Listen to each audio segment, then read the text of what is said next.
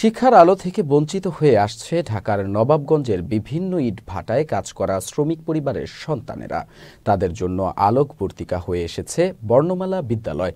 ২০১৭ সালের ১ ডিসেম্বর যাত্রা শুরু করা স্বেচ্ছাসেবী প্রতিষ্ঠানটিতে লেখাপড়া করছে শতাধিক সুবিধা বঞ্চিত শিশু। প্রতিনিধি কাজী জুবায়ের আহমেদের পাঠানো তথ্য ও ছবিতে দেখুন ডেস্ক রিপোর্ট।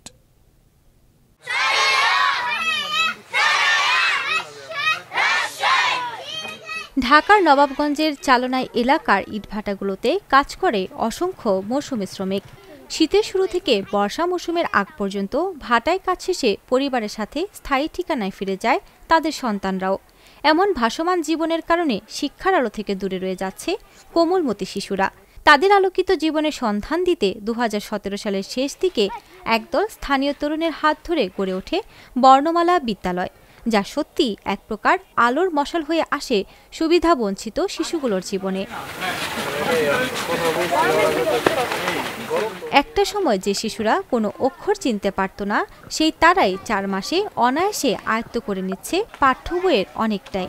তবে অবকাঠামো সহ কিছু সীমাবদ্ধতার কারণে কাঙ্ক্ষিত লক্ষ্য অর্জিত হচ্ছে না বলে জানাচ্ছেন বিদ্যালয়ের উদ্যোক্তা ও শিক্ষকরা।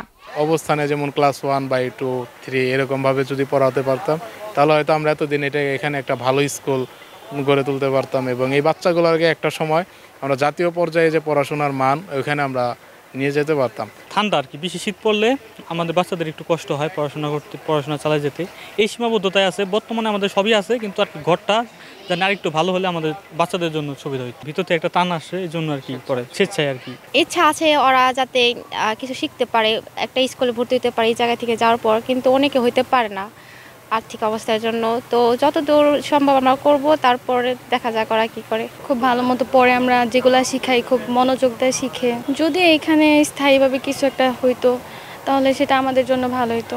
তাদেরই কার্যক্রমে সাধুবাদ জানিয়েছেন নবাবগঞ্জ উপজেলা নির্বাহী কর্মকর্তা দিলরুবা ইসলাম।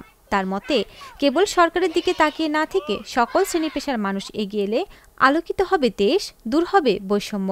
এই উদ্যোগকে স্বাগত জানাই এবং আরও যতটুকু জানতে পেরেছি যে এখানে 4 জন শিক্ষক সম্পূর্ণভাবে তাদের ব্যক্তিগত উদ্যোগে কোনো প্রকার আর্থিক সহায়তা ছাড়াই তাদেরকে পাঠদানের কার্যক্রম চালিয়ে যাচ্ছে। এজন্য তাদের এই উদ্যোগকে আমি সাধুবাদ জানাই। আমাদের সকল শ্রেণী পেশার মানুষ যারা আছে আসলে সরকারের দিকে না তাকিয়ে থেকে মনে হয় যে যার যার জায়গা থেকে যদি এগিয়ে আসে, তাহলে এভাবে আমাদের সমাজে যে বৈষম্য রয়েছে দূর হয়ে যাবে। বর্ণমালা বিদ্যালয়ে 4 জন স্বেচ্ছাসেবী শিক্ষক প্রতিদিন বিকেল 3টা থেকে 5টা পর্যন্ত শিক্ষার আলো বিলিয়ে যাচ্ছেন সুবিধা বঞ্চিত শিশুদের মাঝে।